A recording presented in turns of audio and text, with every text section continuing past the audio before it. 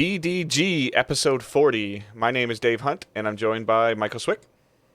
How is it going, Dave? I hear you a little bit better since you're not on vacation anymore. And we're Better? back on Twitch. Because I'm not on vacation? That doesn't go together. Last week, we didn't do a Twitch stream because you're on vacation last week. um, so, you're in your cabin or whatever recording. So we're back on a normal routine. Yeah. So I appreciate everyone being nice and wishing me well wishes while I was on vacation and still being able to record a podcast. It worked out relatively well and sounded pretty good. So it's important for us again to try to continue to produce weekly content for you guys as consistently as we can.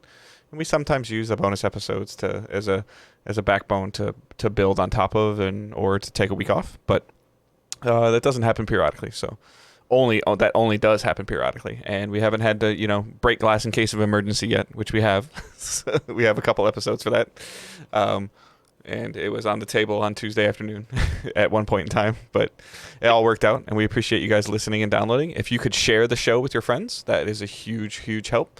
It helps to grow the show, get more eyes and ears on the show. We are also back on Twitch, twitch.tv/digitaldaysgaming, where you can drop a follow there and subscribe to us if you choose. You can use your Twitch Prime subscription, or you can use a paid sub because we are a Twitch affiliate. So any of those things are appreciated. And same thing, just sharing all of the social media stuff. It's all going to be linked in the show notes. Sharing on Facebook, retweeting on Twitter. Those help. The likes and the hearts, they always help, but they don't really the algorithms don't really work in the favor as well as a retweet and a share. So any of those are appreciated. So you can find all of our content at digitaldaysgaming.com. Every episode that we've uploaded, and then also if you would follow us on YouTube, you just need to search Digital Days Gaming because enough of you haven't followed yet for us to have our own URL, so that's kind of rude. So if you could follow, that would be appreciated. Aggressiveness at its finest. And then just if you do support us on Twitch, just a reminder that it doesn't auto-renew. So I think one of our community members in Discord put a screenshot of his Google Calendar up, reminding him every 34 days or something like that he needs to check his subscription. So thank you, Raider, for that. That's always appreciated. And we're going to jump into the news, and there's a lot of interesting news. It's kind of a couple of dull moments and a kind of like, really? So maybe a few reallys with our last story, but yeah, let me hop right into this. So people are excited about the Avengers game. They just did another gameplay breakdown of the Avengers game last week, which I actually still need to watch. But on the PlayStation blog, it was revealed that Spider-Man is coming to the Avengers game in 2021 as a bonus character for free, but he will be exclusive to the PlayStation 4 or to PlayStation consoles. This, of course, got people up in arms because, of course, it does, because it sucks anytime there's exclusive content being locked up. That is always a downer. This one to me isn't too much of a surprise. Sony, as far as I know, have the console exclusive rights to Spider-Man. So I saw hate going on both sides. People hating on Sony for it, and people hating Square Enix and Crystal Dynamics for it. But in reality, Crystal Dynamics and Square Enix probably didn't have a choice on this. If Sony proper, Sony Corporation, owns Spider-Man in general, right?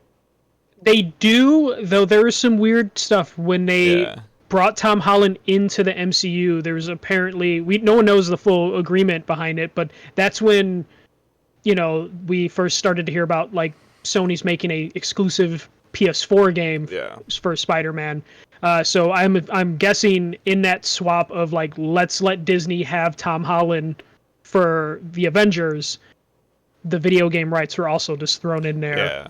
To make it make sense for them. I mean, so I doubt Square wanted it to be the case, but this is probably the only way they can get Spider-Man in their game. Well, and when they announced Avengers, they announced either a partnership with PlayStation at the time, and yes. we didn't really know what that was going to involve. I mean, obviously this is part of it. I would assume that there's probably going to be some early access or earlier access to certain things like suits and characters. I could see, and if they've announced any of this, I haven't been paying attention. I mean, I could definitely see new skins accessed on October 1st for PlayStation and October 7th for everybody else or something like that. And I'm sure Sony paid for this. And again, disclosure, like we covered a heavy Sony platform, and I played a game that I still play a game that Sony essentially bought full-blown exclusive rights to of content, and I'll have to really see how the Spider-Man content plays out, and if there's actually like a story and like things that are going with it, and if it's a large chunk of content that the other player base on PC and Xbox isn't getting access to, that sucks. If it's just a playable character that you can earn or buy different suits for, I'm kind of okay with it. But if there is a significant amount of development put into incorporating Spider-Man into the game in terms of like an origin mission, or like where he's fighting a villain, like if like there's exclusive levels, exclusive stages that you can't access in the other versions of the game because you don't have Spider-Man, that sucks. Yeah. So in the article, they said there will be an in-game event to introduce him. So he's not just going to be dropped in and just available. There is an in-game event to it, and there's going to be unique challenges and setting for him. The depth of that, we don't know. Someone on Twitter, Chandler, who was on the Destiny episode, brought up a good point that there's a chance that the content isn't that significant, as we've seen with other console exclusive ones. It's because for a company, it's just not really worth putting the effort unless Sony cut a check. I have a feeling a check wasn't cut. I think this came down to legality of like they wanted Spider-Man because you can't have an Avengers game without Spider-Man, and the only way to get him included is to just make him exclusive, and then they can take care of whatever exclusive deal they had with Sony. This probably will be locked in forever if I'm right about like the exclusivity with Spider-Man. I know he's in Ultimate Marvel vs. Capcom, but that game came out before Marvel Spider-Man. He is in Marvel Ultimate Alliance, but I always feel like since that's Switch exclusive, it's on its own island. Like Sony and Microsoft don't really pay attention to Nintendo.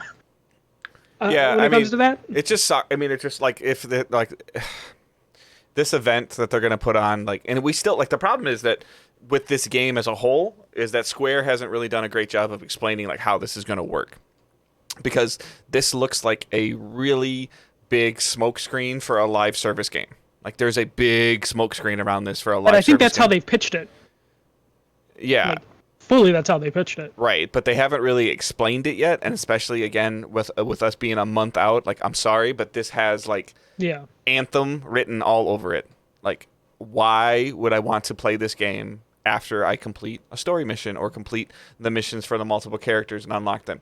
Why would I want to grind a game like this? What benefit is it going to be? And I'm sorry, and it already looks rough. It's looking better. Like the game is looking better, and I still want to play it. I want to check out the beta, and I have an interest in looking at the game because of the Marvel characters, and the Avengers universe is fascinating and interesting.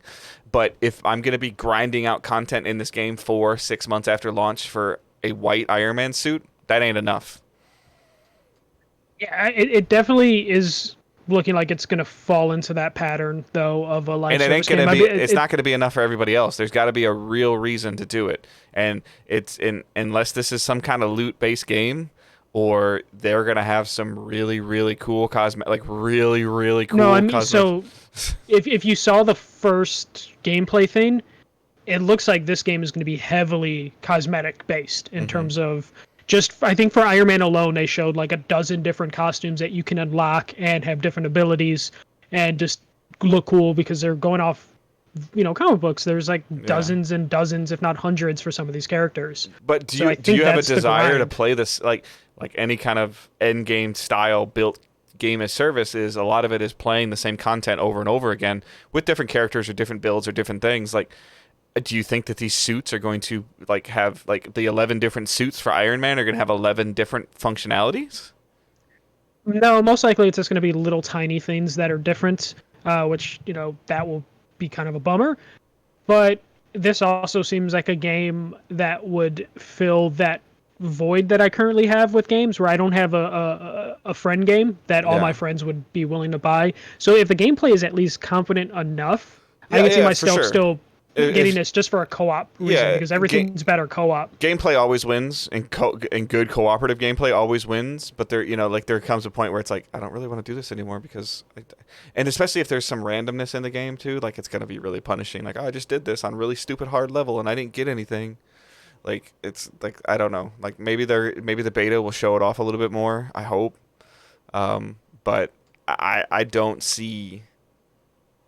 And I'm talking about it from, a Destiny, Division, Anthem style perspective. Is I don't see the long-term stretch goal in this game.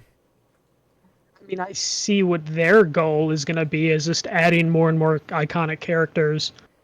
Yeah, but I I can't just keep doing the same bridge mission over and over again with Black Widow and Thor and a different looking Thor. Like, that doesn't do it. Dave, you've been playing Destiny for like 5 years. Yes, but in those 5 years, there's been like 11 raids. Which over time, but those first 6 months of Destiny, you're kind of playing the same missions over and over again. 2 raids in the first 6 months. That's still 6 months, But it took to get 2 raids. But I'm saying, as a comparison though, this is the same problem I have. But your weeklies are still like, I'm going to do this same mission over and over again, just to unlock something new. It depends on what unlocks they have outside of cosmetics. Yeah, exactly. The materials, like whatever material or loot they're going to give, and that kind of needs to be explained a little bit. I'm not, at least with the weekly stuff in Destiny, like you had 8 or 9 different strikes that you could, you could feature each week, and but if they're going after this crowd at all in terms of a live service, loot, even semi-loot driven game, I can tell you right now they're failing in terms of their marketing. I don't know if they're necessarily going for that hardcore crowd for loot games. I think this is going to be a loot light game for the casual market because it's Marvel Avengers. They don't want it to be that sort of experience where you're like the hardcore people are the ones that are going to be like, oh, damn, I missed that event, so I can't do this. I think they're looking for the casual people who's like, I just want to play the Hulk for a little bit, and then maybe I'll play Thor. Yeah, but how long does that last, though? Like, that's the thing. Like, it depends on how many characters they have and how entertaining each character is. Yeah, so are you telling me, like, okay, this game comes out in September, and if they drop a new character, like, in March of 2021, that's enough to draw you into play it that week? Bring me back to the game, for sure. Will it keep me going week to week? No. But they're launching with the Avengers squad, and that's like 5-6 people. So that, in theory, should keep me entertained enough, as long as each character is fun to play, and my friends are willing to drop a character. I don't know if anyone's gonna want to main a character in this game, but we still don't know the breadth of content in terms of how many missions are there. Is there just gonna be a bridge city evil layer thing and that's it day one, and then it's going to be like, oh, this is a waste of time? But if they can put enough instances in here, that could be fun. I still think the character design stuff needs work. They're not going to use, in this article they talk about everything but Marvel's Spider-Man or PlayStation Spider-Man. They talk about all the other Spider-Man versions but that one, so they're not allowed to use that apparently. So I'm hoping the character design, which is for weird, Spider-Man, since it's exclusive to Sony, they can't use the Sony Spider-Man, which is weird. Which would be the most PlayStation thing, I think. Right. The most Sony thing of you have to use Spider-Man on our console only, but you can't use our Spider-Man. It's also a fascinating, this sounds terrible to say this out loud, but just because it's bad business, but it's also fascinating. Oh, if you buy a PS5 Spider-Man Miles Morales, you get an exclusive skin in Avengers. That could be a thing if Square wants to pay up. So it's to draw different things, because the Call of Duty did that with the Destiny shader. So the crossovers that could happen. I don't condone them. I don't like them. I pre-order stuff that I think is cool, and that's it. I don't pre-order stuff to get something else in another game. But it's just again, this. I feel like this has Ghost of Tsushima, Days Gone. Kind of we're getting closer and closer to launch, and we don't really know what this game is. Both of those games sold really well. They did. I'm not saying, but I mean, just using those two as examples. How long? I mean, how much of the Avengers coattail can they ride? Probably a lot. But in terms of what they're hoping for, this is the same company that said when Tomb Raider sold 1.5 2 million copies, it was a failure. Yeah, the expectations are probably going to be through the roof for this for Square. They probably had looked what Sony did for Spider-Man and was like, that only has one Avenger in it.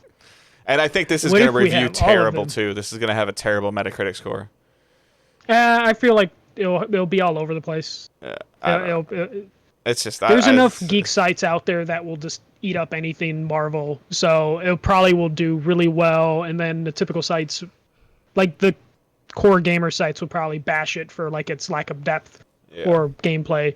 Which the gameplay videos I've seen, like the first one, I thought the game looked really bland. They're getting better. It looked okay. Everything, they're getting better. You can definitely see that there's massive improvement, and you can also see that I feel like they're listening to what people have been telling them since they saw it at events and things. Even though they said like we're not changing anything, well, you've started to change some of the stuff you said you weren't going to change. Yeah, the only thing that hasn't changed is the really bad character design. For some of the Avengers, but right, and I have a feeling that you probably won't see their faces as much as you're showing in the cutscenes. Like they're trying to tell a specific thing, but like when you're fighting as Thor, like you're fighting in the third-person perspective behind him. And they're putting enough costumes in there that you can easily just swap him out. And maybe you really want to play as Thor, like the way he plays, but hate the way he looks. Well, guess what? You want to get his favorite costume? You're gonna have to put 10 hours into this game. Well, that's the catch, though. Is it gonna be pay to accelerate? Because this game's going to have some microtransactions in it. I have a feeling this game's going to have some pretty heavy microtransactions in it. But I also think it would. I also feel like it's going to have earnable content in it, like you just said, that you do this mission for 10 hours, or you do this thing for 10 hours and get so many kills, you get this exclusive shiny looking Thor hammer. But you can also pay $5 and just have it. As long as I stay away from loot boxes, I'm fine. Everything will be earnable. Like I don't think any game can go back to the days of like, no, you have to buy this straight out. Everything will be earnable. It's just a matter of how much of a grind it is. And I believe Destiny does this, where like you can grind all the content that's there, but also you can pay an absurd amount of price for specific things that you want in the Destiny store, right? Yeah, there's if there's an emote or something. There's things that are sold for in-game earnable currency. And then there's things that are sold. Some of the same items could be sold for in-game earnable currency and sold for silver with your real money. And those things rotate, and they do make you aware of the things that are there are things that are only available for real money. They will never be available for in-game currency, and they make you aware of that. Yeah, I feel like most things will just be able to be earned, and then I think that there'll be a small handful. Like I think it'll be 85% of the stuff will be earnable, 15% of it will be purchasable, and then only purchasable. Like they might have something like really cool or really ridiculous in there that that doesn't necessarily go with it. Like a kind of event. I don't like, as an example, like a St. Patrick's Day themed Captain Marvel outfit. Like that'll be purchasable only. Which that would just be her basic outfit because that's already green. But yeah. Yeah, I'm guessing they're going to keep doing these videos until it releases, and then I want to see their roadmap for, will there be content in between? Oh, I think they already said, like, Hawkeye will be added before Spider-Man, so yeah, it'll just be how the content is added, I guess. Like I said, if it's just like, oh, you get to play as this person, and it's the same 12 missions, like, eh. Yeah, I'm hoping everything follows the in-game event thing the Spider-Man one is. Yeah, for sure, yeah. Where there actually is a reason to get him. Maybe you have to earn him. You can't just pick him outright, but it's just like, if they do it that way, then chances are the in-game event will be like, play this one mission as any Avenger to unlock Spider-Man, and then you do like a tutorial mission on how to play Spider-Man. But yeah, exclusivity sucks, but hey, you know what? Sony spent a lot of money to get Spider-Man and to keep Spider-Man, so they're going to keep doing this. And if Avengers is successful, Spider-Verse 2 comes out in 2022, so Miles Morales will probably be coming to the Avengers then, and also be exclusive to PlayStation. If the game lasts that long. Get ready for that. Yep. All right. Next story, which came as kind of a surprise, but then as I thought about it, based on the rumors, not that crazy. Halo Infinite's multiplayer will be free for everyone and run at 120 frames per second. This was just kind of dropped on the Halo and 343 Twitter account on Thursday, I think, where it's like, their exact quote is, "Halo is for everyone. We can confirm Halo Infinite multiplayer will be free to play and will support 120 frames per second on Xbox Series X. Details to be shared later." So, yeah, pretty straightforward. I think that this announcement was forced out because after their Xbox Showcase event and they showed the game and they didn't talk about multiplayer at all, there was a lot of rumors swirling around multiplayer being delayed or not coming at launch. And they 343 kind of shut that down pretty quick, about 24 hours after those rumors came out. And then I think they felt like they had to say something because technically this is not, with it going free to play, this is not coming with Halo Infinite, technically. Yeah, but it'll be a downloadable thing, just like Warzone comes with Modern Warfare technically, but you're downloading a separate client for Warzone, or a separate client is available. The only thing we know about the multiplayer, because they've been really quiet about this, is it won't feature loot boxes. It doesn't say it won't feature microtransactions. It will. It won't have loot boxes. It'll have a battle pass. I'll tell you right now, it'll have a battle pass. It'll have some cool, like, cosmetics. I mean, Halo is the foundation of multiplayer first-person shooters, and they have a standard that they have to hit, but at the same time, they also have a player base that they need to support. And I think going free to play is a good option. This is something that I'm sure that internally, or they've seen data of like what Warzone has done for Modern Warfare. In terms of like people like, hey, there's a really kind of cool story based thing, or you can the other the regular the non-battle royale multiplayer is really good. Like, oh, I really like this gunplay, and then your progress carries over into there. Then they'll go in there. I don't know enough about Halo to see if the progress that you earn in the multiplayer helps you in the campaign at all. I don't think so. Not. And then again, this is just another pro-consumer good choice from Xbox right now. Like, if you are on the fence about Halo, just play the free-to-play version, see if you like the gameplay. It's gonna play like that if you play the campaign, and the campaign is still coming to Game Pass. Which I think this is why it's free to play. Everyone's saying like, oh, Xbox Live is going to be free next gen. I don't think that will be the case, because that's free money that Microsoft will be giving away right now when they're trying to sell Game Pass. I still think Game Pass and Live are just going to continue to just be the ultimate thing, and then at a certain point, all you're going to be able to purchase is Game Pass Ultimate if you want to play online. But yeah, this is an advertisement for, I'm sure, the multiplayer, or the free-to-play client for the multiplayer will just have an option in the menu that says "Play now on Game Pass." Yep. The single-player campaign to unlock a fucking fancy outfit. It's a great advertisement for Game Pass. Your buddy's like, "Hey man, the new Halo came out. Oh, I remember playing the multiplayer. Hey dude, it's free to play. Just download it." What? And then, I can play the campaign on Game Pass for $15 a month, and then they get $15 a month, and then they forget they have it, and Microsoft gets their $1.8 billion from you per year. Or they play another game that they get hooked into, and they're like, well, shit, I can't cancel now because I have to keep this game going. Yeah, no, it's a great move for Microsoft. I don't see them losing in this. Like, they might lose some sales on the single-player campaign, because there are people, just like there are people for Call of Duty, that only play the multiplayer. I think that player doesn't know. But here's the thing: like, multiplayer is still going to come with the disc version of the game. Yeah, no, exactly. But they might lose a sale or two, or probably a good chunk of sales to people that just want to play the multiplayer. But they'll make that back on Game Pass and all that. Double. Yeah. Because here's the deal. So just a quick couple rapid fire questions for you. Okay. Do you think this game, Halo multiplayer, will have seasons? Yes. Do you think it'll have a battle pass? Of course. Do you think it'll have cosmetics that you can only purchase for cash? Either that or a reward system thing that we see in every other battle royale game. How much do you think the battle pass costs? $10 a season. So that's 40. That's $40. That's $40 for a year. Yeah, most likely. Yeah. So usually the seasons are 3 months, and then would you rather sell 40? Like, would you rather provide interesting content and continue to sell somebody, even if the game only lasts 2 years, 8 seasons, and you make $80 off of it, or would you rather just sell the $60 version of the game?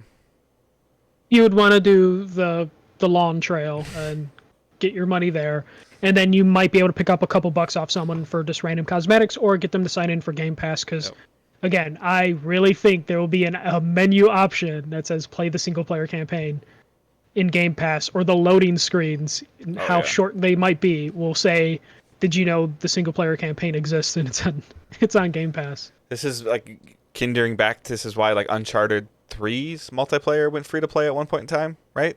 Or two? Yes, three. Yeah, went free to play because one, the player base fell to nothing, and two, they were starting to ramp up advertising for Uncharted 4. So, Mhm. in terms of building the base of what you want to build, like this is great. Like being free, that you can if you do not want to spend a dime, you don't need to, and you can enjoy Halo multiplayer. But if you find that you're having fun playing the game, playing with your buddies, like you said, and cooperating, and then you spend $10 and you get your battle pass and you get to start earning like shiny pink and purple things and sparkly stuff, then they're gonna keep playing, and then then you're gonna be playing with your buddies, and somebody else played the campaign and say, oh, I really had a lot of fun with this level, and you're gonna like the small bit of FOMO is gonna thing, and your buddy's gonna say, hey man, just spend $15 for a couple months and get Game Pass and cancel when you're done, then they got you. Oh yeah, no, that definitely is the play for them to just And if go that route. if you're listening to this and you don't think that's a viable option, you better not have Netflix, Hulu, magazine subscription services, car insurance, like none of it, because you're fitting into the if you should just be off the grid entirely if you don't think that this play is working. And if you don't think that this makes money for companies, you haven't been paying attention enough to what Fortnite has done, what Destiny has done, what Escape from Tarkov has done. Tons and tons of these games that are continuously doing this. What Rocket League is trying to do now. Like you're just out of the loop, or you're not connecting the dots well enough. One of the two. Yeah, this is classic video game business in 2020 of just If hook you, people with the battle pass, get as many people as you can possibly get. if you want to know what not to do when you're making a competitive multiplayer game and you don't make it free to play, go look at that Rocket Arena game. Yeah, which EA were like shadow in the middle of the night giving away free copies Yeah. for. You want to see what happens when you on charge Friday. $30 for a 3v3 one-hit kill game that has a battle pass in it as well? That's what happens. Yeah, where that game will go free to play very soon, I feel like, and it looks like it's a good game. Yeah. It's it not looks 30 really fun. I said it needs to be free to play when we saw it. Yes, same. I thought it was going to be free to play Not until $30. after the show. No. So, Yeah. But it's overall it's a good move for Xbox, and it's a great move for continued Game Pass subscriptions, because just like a free agent leaving a team for another team, or Howard Stern back in the day when he left for satellite radio, the amount of people that he brought over to that subscription-based service because he changed, or because he's all of a sudden his show was available on there, is going to be the same for Halo. Like the amount of credibility that name carries and the brand that it carries is similar, on par to Madden and Call of Duty, in terms of like, oh, there's a new Halo out. Like it, and I could say that in my office at work right now to like 3 or 4 people that are older than me, and they'll know what Halo is, and they'll be like, I remember playing that. I like, oh, my son has an Xbox. Well, you can play for free now. What? This just makes sense. We'll probably see more like popular multiplayer games try this, especially Halo. Halo, like the last 2 Halos, I know there are fans of it, but they didn't hit to the same level people are used to Halo hitting. So this makes sense for them to try this as like a not a last ditch effort for Halo, Yeah. but as a like, let's just go for broke. Let's just go gas on the pedal and see what happens. I think that the reason why we don't know what Call of Duty is coming out in November is because it's going to be a free-to-play multiplayer. Maybe, or who knows what's going on with that. I was gonna say like maybe COVID did mess it up more than we think, because it's still crazy. Mm-hmm. But They at this point in they have time, a lot of money. with the success of Warzone and the success of Modern Warfare's seasonal system, why wouldn't they go free to play for it right now? My question is, what if Warzone's doing so well for them that they looked at the numbers and looked at projections and are like, why don't we just ride Warzone out for this year? Like, we already know the holidays are going to be screwed because of the current pandemic. But they haven't even said about Why don't- Warzone transferring, though. At this point in time, I think they would say something about it moving. No. I just don't think. I Talking wouldn't be to surprised. next gen. Yeah. No. Yeah, no. It's going to happen in next gen no matter what. That'll be an announcement they announce soon probably. But I'm saying, What if they just like, let's just ride Warzone out this year, no new Call of Duty. Let's just keep Warzone going. It's producing enough money for us to be like, okay. And then soon as things get better, I know that's unlikely, but I wouldn't be surprised if they're just like, let's just hold back on the next Call of Duty because we already like moved a team away from the cycle. So now all the teams have one less year to produce their games anyways. And they just launched Season 5 for Modern Warfare. And so Season 6 is coinciding with the November timeframe where they could then just, at the start of Season 6, just say the Modern Warfare multiplayer is free to play and the Battle Pass purchase system exists, which is already in place. And, nobody's talking about the campaign for Modern Warfare anymore. No, it was fine. It did its job for a Call of Duty game. Yeah, and then just do that, and then you just give cosmetics away to the people that bought it to make good on it. Well, you earn them. Like we're seeing. Like it's it's the same thing. Like I just love that Call of Duty implemented this system, and people are like, oh, my number got reset. Let me go grind it again. And those are the same people that were making fun of me 2 years ago for grinding a number. Yeah. It's okay when it's a game you like, though. It's okay. Oh yeah, for sure. Yeah. So Halo. A little bit of a weird mood today. Sorry. But Halo going free to play makes sense to me. There'll be a multiplayer blowout special for it soon. Apparently, there's not going to be a beta for the game. They're just going to go for it. I mean, it's free to play, so they'll probably present it as some sort of early access or secret early access sort of scenario. But let's get into the next story, which I have a feeling Dave has opinions on. All right, so there's two things. We'll start the first one, which is just kind of sad. There is a state of play this week, but Sony announced that you shouldn't expect much from it. There's going to be no PS5 news in terms of release date, pre-orders, price. Fail. None of that. Fail. It's just going to be a look at PS4 and PSVR games, and that's about it, and some indie games that are coming to PS5. So let's just get out of the way. That sucks. I kind of hope Microsoft then uses this to then drop their pre-orders and price just right as the state of play is going, just to take the moment away. But that's out of the way. But Sony did put up a Q&A or an answers and questions article on the PlayStation blog that talks about... That's a Q&A, not an answers and questions. I was reading the headline where it says PlayStation 5 answers your questions. And I was like, huh? Okay. Okay, so they put up a very basic article that let you know what accessories will work on the PS5. So specialty peripherals that work for the PS4 will work for PS5 games and PS4 games on the hardware. So we're talking racing wheels, arcade sticks, flight sticks. Those will still work on the PS5 for PS5 games. The Platinum and Gold wireless headsets... And for PS4 games. And PS4 games that support it, yeah. The top 100 backwards compatible games. Yes. The Platinum and Gold wireless headsets and third-party headsets that connect by USB port or audio jack will work with the PS5, though the companion app for the Gold and Platinum headset will not be available on the PS5, so I guess you'll need to keep that app on your PS4 or keep your PS4 active so you can switch over the settings for the companion app. Or the data tell them nobody used that stupid thing anyways. The developers didn't use it enough. I actually thought it was a really cool thing, but no one ever used it enough. Okay.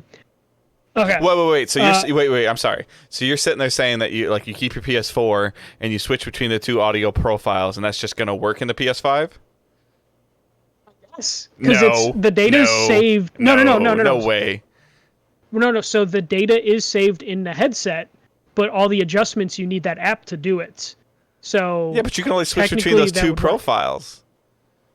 Yeah, those two profiles. But remember, there's like a bunch of different profiles you can load onto the headset. It had to do with the games, the in-game supporting them for the most part. But that's where I'm thinking, like, if you're playing Uncharted 4 backwards compatibility, you would want that profile, so you'd want to load that to your headset. And I would assume whatever kind of backwards compatibility thing that we're going to have with the PS5 is that you're going to load into a PS4 UI.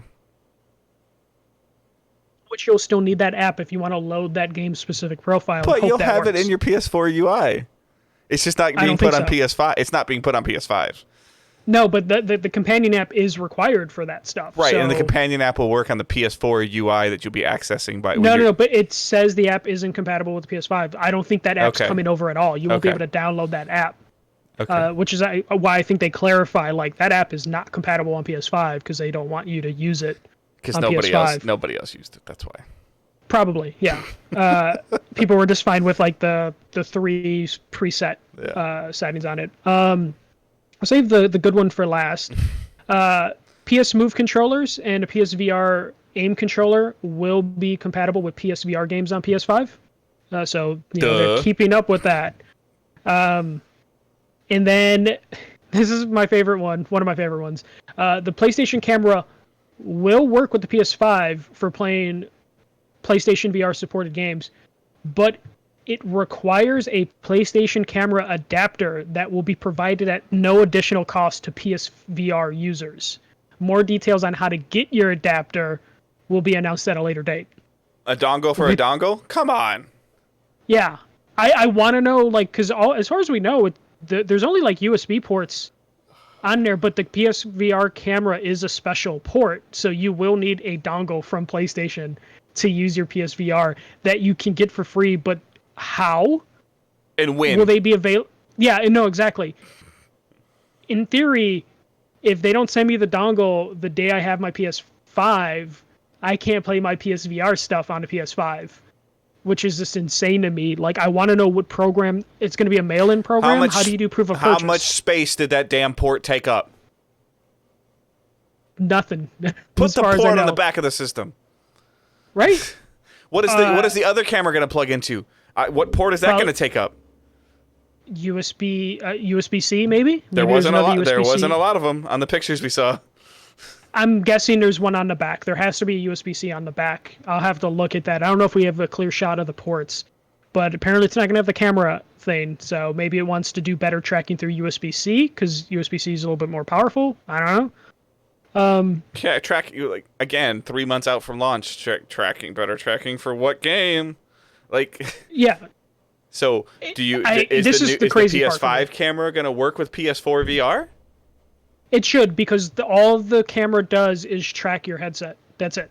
So that compatibility will be no problem, because it's using PS3 technology, and that's why PSVR has probably, in the VR world, it has the worst tracking, is because they're tied to this old-ass system where the camera is just looking for the light. So any camera technically can do that. But that's not going to get better if... They could have a better quality camera that can track that a little bit better and maybe make some guesses on in terms a PS4 of like where you're turning. VR game? Well, you would imagine if I'm playing on a PS4 game, you're going to see no benefit. But once they start releasing PS5 specific VR games that use the old headset, maybe there's some better things that they can use. This is the first time Sony has said PSVR in about 9 months. In a while, yeah. This leaves a bunch of question marks. And it ain't good. No. As soon as I heard that special dongle, it's like, how many are you going to have? You know how many PSVRs have been sold, so you better have equal amount of those available upon request. And I want to know... My PS5 is going to look like a MacBook with dongles sticking out of it. Yeah. I just want to know, like, what the system's going to be. It's probably going to be a website. Do I have to take a picture of you wearing the VR headset upside down? No, do I have to, like, ask my parents who bought me one for Christmas, like, hey, do you still have the receipt? Because I got to send Sony a proof of purchase. You'll type in the serial number. Okay, serial number, that would make sense. Okay. But still, like, how long is it going to take? Am I going to have to pay for shipping for the PSVR dongle? Like, how much will that cost? Just so I can play Dumb. There's dumb. This is dumb. It's stupid. Yeah. Yeah. Okay, and then put the PS4 camera port on the back of the PlayStation. Right? Or include the adapter with every PS5. No, because it'll get lost. No, it won't. Like, when was the last time you just have it plugged in already? Where are the wrist straps for your Switch controllers? They're in the box. Where's the box? It's in my closet. I can go grab it right now. Like, I keep track of all that stuff. But there's ways for you to put the packaging together to where it's like, hey, this dongle's for PSVR. You tie it to the manual, something. There's a way to do this. You tape it to DualShock 5 controller of like, hey, if you have PSVR, you're going to need this. There's ways to just include that in the box for PSVR people to know right away, but they're not going to do that. They're going to do this more convoluted system, which is this frustrating. You made a super cool, unique looking console that you're going to have a bunch of shit sticking out of it. Yes, but that's why it has the fins that go over the main part, so then it blends in. All right, and then here goes the controversial one, or I guess the other one, because we're pretty up in arms about the dongle. I didn't even know about the dongle. So, I know about this one. Yeah. Oh, you didn't know about the dongle? Yeah, the dongle is like the very last thing about the adapter at no additional cost. I guess it's free. Thank God it's free. Imagine if they try to charge people. Though we'll see if they charge shipping. If it costs me $10 to get a dongle, I'm gonna be pissed. So the DualShock 4 controller and officially licensed third-party controllers will work with PS4 games on PS5, but, and I quote from the article, so the question was, will DualShock 4 work with PS5 games? And their answer was no.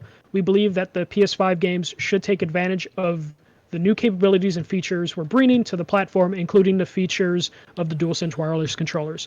So basically, because of the features of the DualSense controller, they won't allow the DualShock 4 to work with that.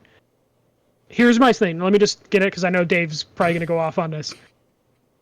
I see their point of view in terms of they put a lot of cool features into the DualSense controller. Allegedly. That they want developers no, they did put features in there. We know there are features.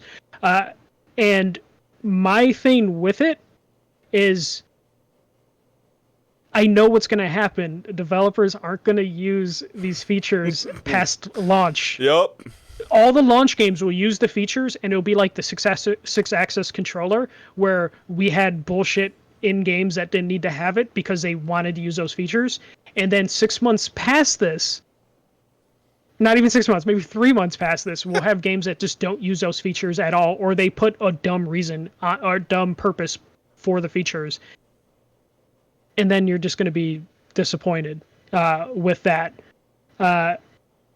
But I get their idea. They want to push the new DualSense controller that they spent a bunch of R&D on and really want to push those features on next-gen games.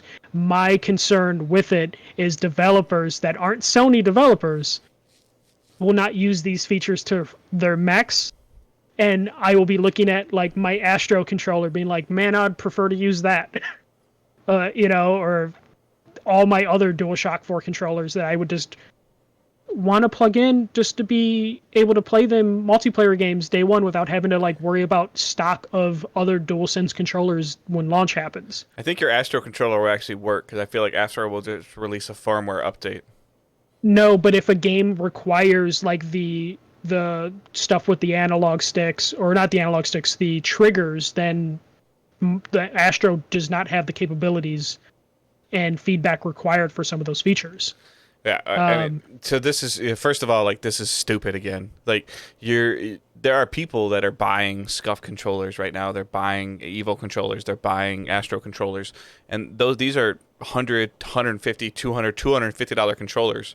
And now that they may or may not work, it sounds like they're not going to work. Because with PS5 games. Yeah, because you want, when Spider-Man shoots his webs out, you want to feel the little vibration on the trigger. Like, fucking cares? Like, yeah. Just make that it's the same thing. Like, you're using the controller, and that's a cool thing. But if you don't want to use it, can you turn it off? Because I guarantee you, anybody that's playing a new PS5 game that's like super good, or if there's something that's a competitive shooter, they're turning all that crap off right away. So, like, I get, like, I agree with you. Like, I understand what they're doing, but at the same time, not allowing a program that runs great on Windows 8 to run on Windows 10 is stupid. Like, well, here's the thing, which the reason I think me and you were bothered by this is because all the controllers that work on the Xbox One will work with the Series X. This isn't unheard of that when you switch from one console generation to the other, you can't use your previous controllers. You cannot use your DualShock 3s with the PS4 currently. You cannot use your DualShock 2 with the PS3 unless you have a weird adapter, and that even is broken. So it's not unheard of that your old controllers don't work, but it doesn't help that the competition is letting all those controllers transition over to next gen. When you look at the PS5 DualSense and you look at the PS4 DualShock, they do not look as dramatically different as the PS4 DualShock looks to the PS3 DualShock. Yeah, but it's still a new generation. The PS1 DualShock to the PS2 DualShock, the DualShock 2 to the 3, they all look the same. So but each one of them had something, and I guess we'll really have to see what this haptic does. But the haptic and also the pressure that can be done on the triggers that makes like. But you think Call of Duty is going to use more that? Complicated. It'll use it the first year. I don't think Call of Duty is going to use it at all. It might use it a little bit, but it's going to be gimmicky. Like every Sony might be putting a mandate where you have to use these features, and that will be there for the first year until they give up. Just like every game had to use the trackpad at launch, and all they did was use it as a button. Yes, exactly. But everyone had to use it. So this is definitely Sony doing a generational thing.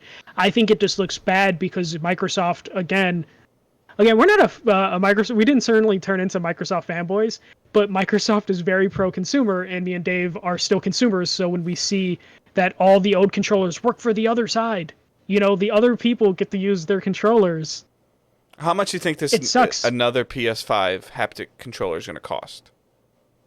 That's what my fear is, because it also has the built-in mic, which I think is stupid. It's $80 or $90. It's going to be $80 or $90.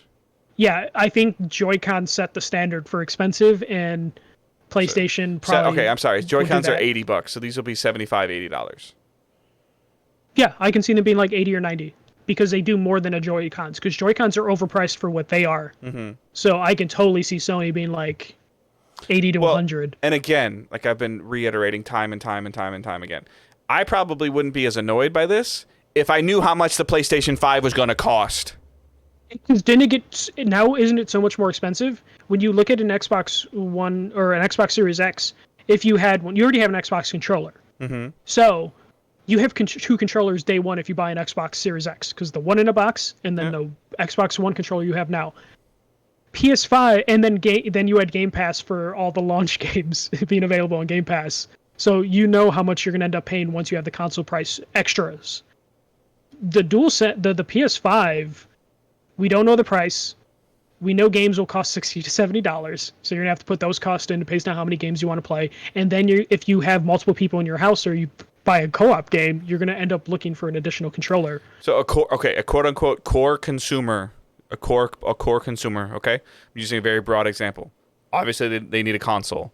And again, I'm using a very, very broad example. Let's say that they pick up Madden and Spider-Man at launch, okay? I don't think that's too outrageous. They can't, and maybe, 38 years old, I got a kid, I got two kids, or whatever. They like to play Madden. They like to play each other in Madden. So $500 for the console. $120 for the games. $120 for the game, $620. $80 for the controller. $700. Yes. Oh, but my kid wants to play his buddy across the street or in the other state. They want to play online in Madden against each other. $60. Yeah, for the 1 year membership if you're starting fresh. Mm-hmm. Because Plus will just carry over ideally, but who knows? And then if you're on the Xbox side, 2 games separate or. No, stop. If you're on the Xbox side, you can have your buddy that lives in the other state. Yeah, your buddy that lives in the other state can own Madden on Xbox One, and you get the cool Series X, and you can still play against him. Yeah. Or, but like in terms of like you swap out Halo for Spider-Man, because, exclusives, those are in Game Pass. So you'll buy the console at $500, Game Pass for how much Ultimate costs. You'll buy Madden or Madden, you'll buy, okay, I'm even saying you'll buy Madden because the smart delivery thing is out the window. Yeah. You have to buy the new Madden. So if it's $500 again, you're at $560, and then you get a controller with it, and then you have the controller at home from the other one. You can just plug in and it works. So you're already and then the extra $15 for you're at $575. So that's a lot of money. That's a lot of and it sucks money. because we have to guess because they still haven't revealed the price into pre-orders, which is what's frustrating. I feel like if we knew the prices and stuff, this would be a lot easier to swallow. You want to But hear me talk about Sony in a positive light and as a pro-consumer company? This console needs to cost $400. Yeah, at this point, yeah, it needs That's to. the only wow way us that with the this is going price. to win. I'm sorry. That's the only way it's going to win from a pro-consumer standpoint. Yeah, Let me be clear. PlayStation 5 will win the physical console war by a lot. yeah, yeah. It's But it's again, hard to battle. do you want to sell 15 million consoles, 5 million consoles in the first 6 months at, $500 a pop that maybe you make $50 off each one? Or do you want to continue to grow a subscription-based service that's already generating $1.8 billion a year? Yeah. How many more people are going to pick up Game Pass because of Halo, or that are going to buy the Series X that maybe didn't know that Game Pass existed, that's going to come with a month or 3 months of Game Pass for free in it? And then they're gonna put their credit card number in, and they're gonna get auto renewed. Like, this is Microsoft we're talking about.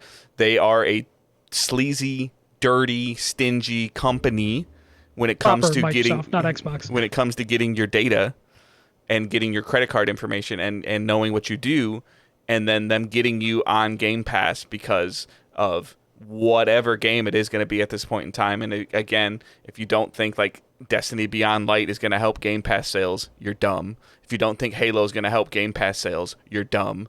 If you don't think any of these other games that we don't even know the rest of it, there's going to be another 1 or 2 heavy hitters this fall coming to Game Pass. And if you don't think that those are going to continue to drive people to get Game Pass, I don't understand how to get through to you. Like this, I know PlayStation, when they did this, they were hoping to get out in front of this, answer some questions, but I feel like the marketing has just been so bad with how they're handling this stuff. It's kind of frustrating. And it's crazy because I'm still going to buy a PS5 day one. Yeah, but I'm fine. I'm fine with Spider-Man and Ratchet and Clank and Horizon 2 all requiring the haptic feedback. But Call of Duty and Madden shouldn't require it. Like, just let me play my game. Like, and honestly, it's going to be bare bones at best because they have to be on every platform. Watch so they can't Dogs build shouldn't around require it. Like if you already got enough damn logos on your games for your VR games, what they require and they don't require. Just make the little outline of the silhouette of the DualSense 5 and add it to the box. What's another sticker on your box going to do? Do you think 6 months down the line in firmware 2.0 for the PS5, they will add compatibility for the DualShock 4 controllers? For third-party games, yes. Yes, that's what I'm thinking. Like, we'll get hey, we'll get a blog post. It's like, hey, we heard your concerns, and because it'll be the number one thing.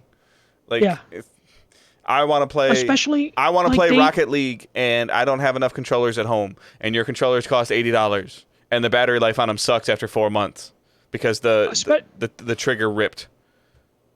Yeah. Or the microphone I couldn't turn off. Something's going to be wrong with this battery. controller. Something's going to be wrong with this controller. Like manufacturing wise, whatever. I don't even remember what it was. The thumbstick's ripped. I'm sorry. Yeah. Oh yeah, I remember that early on. Yeah. The rubber. The brightness of my light bar reduces my battery life. Stop leaving your controller on overnight. Yeah, I think though it sucks because like the PS4, they went all out with like the colors and third-party support. So they went all out. So people, I would assume most PS4 owners have multiple controllers. What I'm curious about, it's got to be just the haptic thing then, I guess. Like, but it's interesting to me. It's like, how does it? These third-party companies are very smart in terms of like what they do, and you're gonna. And I don't. I need to start using it more. That I've changed my setup initially because I was having some issues with like my Scuf Impact, and now that I've changed how things are set up at my desk, like I think I can actually start using them again because like I used to run my headphones into my controller, and then like if I ever tried to charge my controller at the same time, it made that irritating noise. But I've changed some things, so I really should start messing with some of my modded controllers a little bit more than I do. But within 6 months of this coming out, too, like a company like Evo Controllers is going to bust open this DualSense and make a custom controller with paddles because that's what they've done with the DualShocks. They bought. Yeah, they'll figure out how to do the pressure sensitive triggers. Like they'll figure that out. It's going to make their controllers significantly more expensive. Mm-hmm. But yeah, like the adaptive triggers could be a cool feature, but I Hey, don't think third parties are going to use it. let's just include a dongle, another dongle for the DualShock 4s to plug it in to make them connect. Well, luckily they won't have to do that, but they're Bluetooth devices; they'll be fine. They'll be good with that. The create button will have there'll be a firmware. I have a feeling there will be a firmware within 6 months that hey, you can use your DualShock controller as third parties don't use the thing. It just sucks that this is just like one more thing that is like a knock against a system that I am super interested in. I really want a PS5, but every time there's an announcement or a non-announcement, it's one more thing of just like, shit, I might be buying an Xbox day one, even though I have a PC. It happened when I was playing Paper Mario on vacation. I ran into a situation 10 minutes within the game that I was playing the game in docked mode with my third-party $15 controller, Power A, whatever I have. And it required motion controls. That doesn't work with my controller. First thing that I did, options, motion controls, off. And then it worked. Why can't that just be an option? That's the same thing with in God of War. Like, weren't you supposed to use the touchpad with that spike to open the door, but you could also eventually switch it to the thumbsticks where the controller vibrated more as you were moving it around? I think so. It's been a while. Yeah, and then the accessibility options usually turn off the special features. Yeah, is usually what it comes down to. So it's just so weird to me, like where, and again, I'm not talking about the minority of people. Like, what if you can't reach the second trigger? Like, what if you have a finger problem? Like, and like, is remapping? You can't put the pressure that is required for is the remapping not going to be an option? Remapping is an option on the DualShock 4. But I don't think you'll have to worry about remapping just because PlayStation was like in front of like the accessibility for the controller, so I'm assuming that stuff's going to be there. But if I take L2 to square, how do I get the pressure sensitive? True, you would have to hope that there's a way around that, or they just won't let you move the triggers, which would be super frustrating. Yeah, I don't know. This is baffling. We were, like when we were doing the Xbox thing, we're thinking like, oh, the state of play will cover that for the podcast, but probably not unless something major happens. At the state of play, but Sony's they got to get. I don't understand their strategy right now. Of it's almost like Microsoft is just this little boxer that just keeps hitting you in the jaw, hitting you in the jaw, and Sony has the ability to Mike Tyson them, and they're not doing it. So here's the thing: what the thing we're seeing is what we saw leading into last generation, where Microsoft was on top from the 360, or at least North America wise. Yeah. And they went into the Xbox One super cocky with horrible messaging because they thought they were untouchable.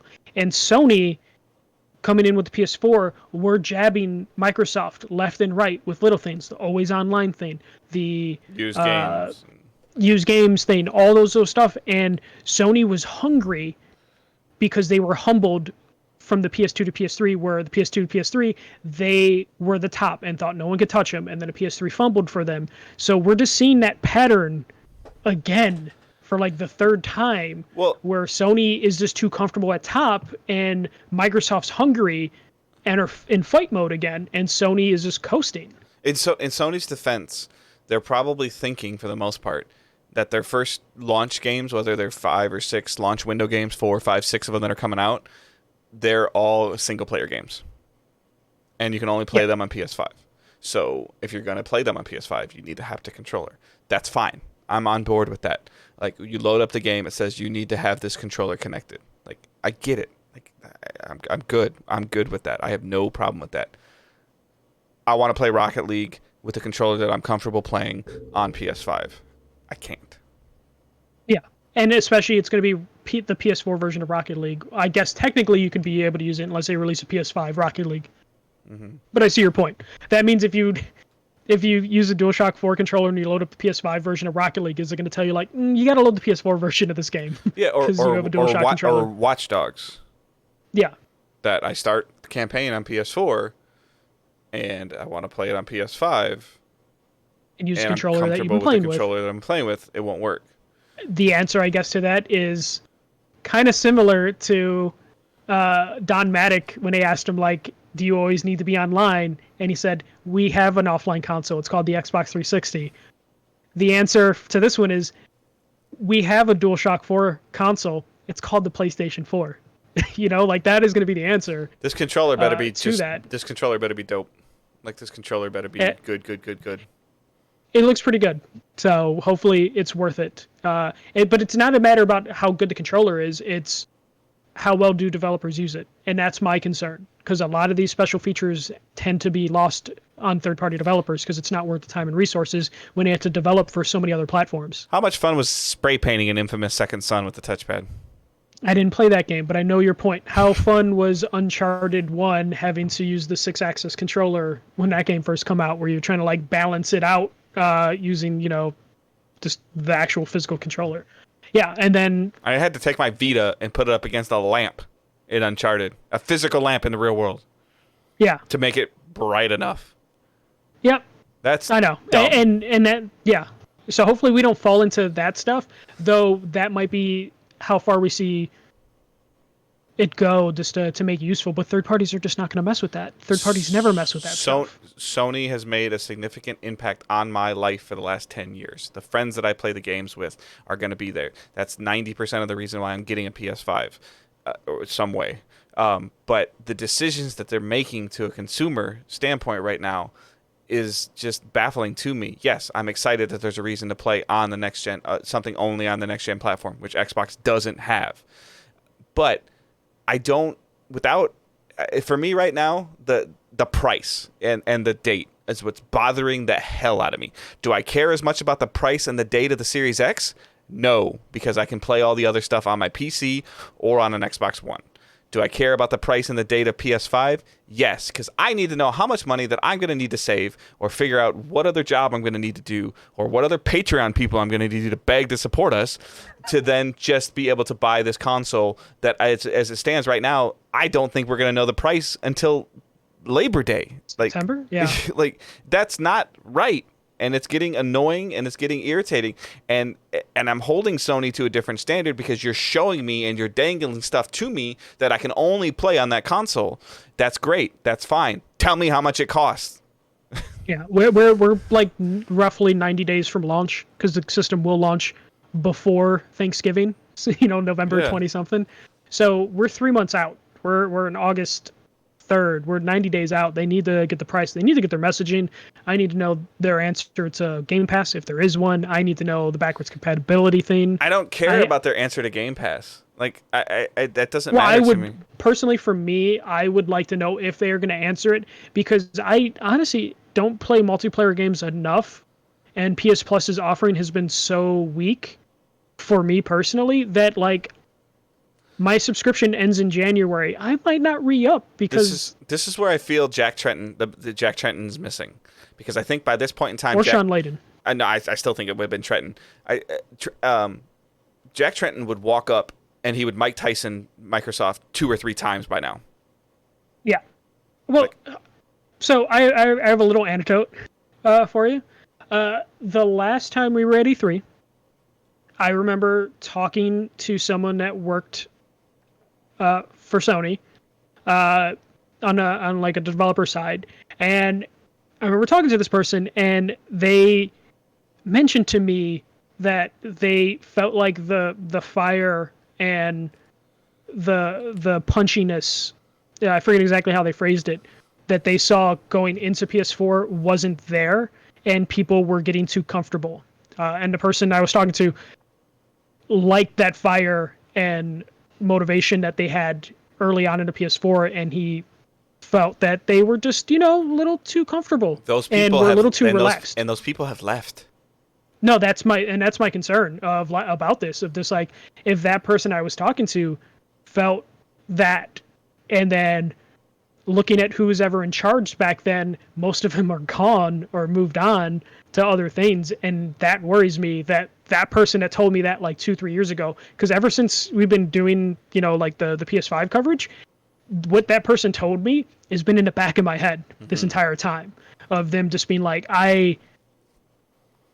it's like hubris, basically. They're like, the person was basically explaining to me, it's like they were concerned that they were falling in the same trap that was going on with the PS2 going into PS3, of just like they got comfortable, they got cocky, and then they got uppercut, and got knocked out. Okay. So let's say it's December 1st of this year. So December 1st, 2020. Okay. Mm-hmm. Will the Xbox Series X be out? Yes, no, they're out in November. Everything's out before So Thanksgiving. that means the PlayStation 5 is out as well. Okay. Yes. My next question for you is if you own, let's say you own both consoles, okay?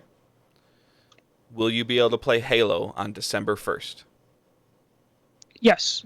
Will you be able to play Ratchet and Clank on December 1st? I still don't know if they ever gave a release date for Ratchet and Clank. I'm guessing no. Will you be able to play Spider-Man Miles Morales on December 1st? Because that's a 1.5 sort of situation, that will be on launch. The answer to those two questions is I don't know. I think no, you don't. Miles Morales. We know you can play Halo. Oh yeah, we don't know. We know you can play Halo on your next gen console. That's a Microsoft exclusive game that you can play on the next gen console. We don't know what is coming at launch for PS5. Like, what game are you going to go into the store, you're going to buy your console, and what game are you going to buy, or you're going to be at work, and you're going to get your console, and what game are you picking up off the shelf at launch? You don't know. Yeah, you don't know at this moment. It's August. What's going to be there? Yeah, I know. It's August. Like, the consumer needs to demand better from this. Like, how we don't know. The date isn't even as important to me as the price. Yeah. But the date is going to be important if it's closer. It's November. If they keep cutting it closer and closer. Yeah. It's November. Like, the date is November, and that's fine. But in, like 6 paychecks between now and then? Between now and, like, let's say it comes out November 10th, maybe 7 paychecks for people that are paid bi-weekly? Like, yeah, you get 2 of those a month. It's bad. Like, I'm sorry. Like, and again, I'm holding Sony to the standard because you showed me stuff that makes me want to buy your next system. Show me this price. Yeah, I don't understand why they're playing chicken, because they're already they're gonna win.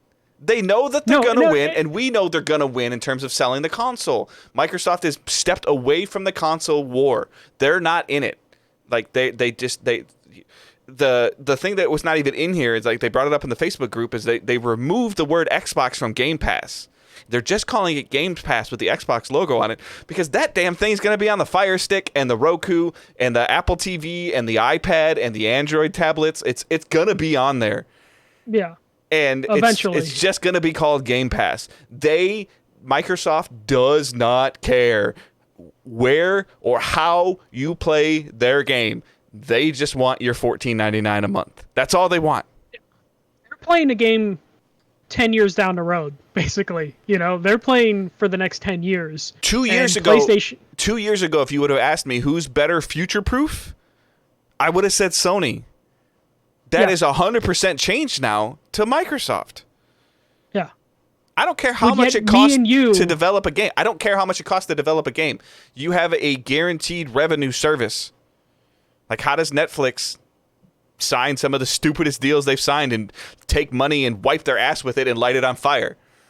And to make it an exclusive Netflix movie that nobody really watches because they print money.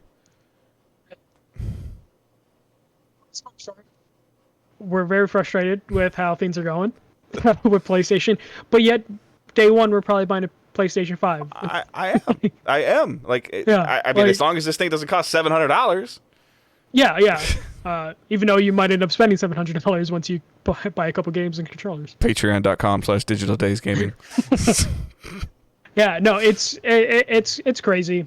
We should probably get off this topic because we're already at the hour mark and we still have half a show. But please, if anyone's tired of hearing us like talk about the PS5, speculate about the PS5, don't complain to us. Complain to Sony for not releasing information. We wouldn't have to speculate if they just gave us a release date. I'm tired of talking about this, and I'll stop talking about it when I see a damn dollar symbol and numbers next to it. It's not hard. And I'm just waiting for them to just fuck up the pre-orders and then only give a notice and then have it happen at midnight and then bots take the pre-orders from me. Like, I'm already getting ready for that disappointment. Oh my gosh. yeah, let's move on from this. But yeah, please release the price and release date. All right. So what we're planning on watching, I'm going to, I guess, do a review because I didn't actually expect to review this. This is a game I purchased myself. I purchased it primarily because I was on vacation. So I bought Paper Mario: The Origami King, which is the new Paper Mario game for exclusively for the Switch. So this I think I got this for like $50 at Walmart. So it's like 50 or $60. Mainly I picked it up because I was, I had a car ride to and from Virginia, which is 11 hours, 12 hours with kids. So it's the basis of it is it's a very typical Mario game. Mario is with Luigi, and he starts out going to Princess Peach Castle for the origami festival that they're having in town.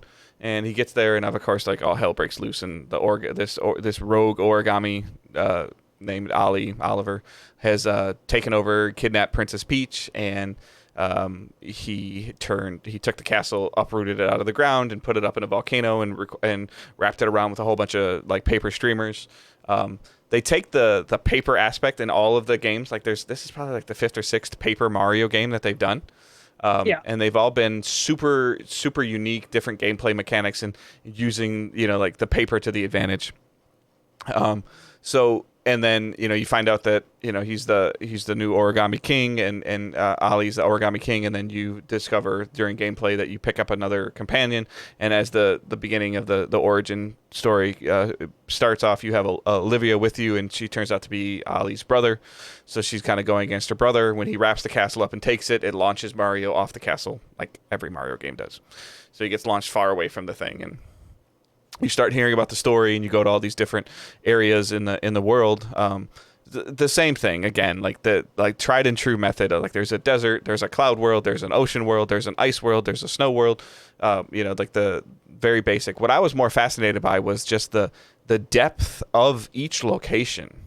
Like each location like had a town and had its own story, and every streamer, because like there's like 5 streamers sticking out of the castle that went across the world that you had to break the streamer.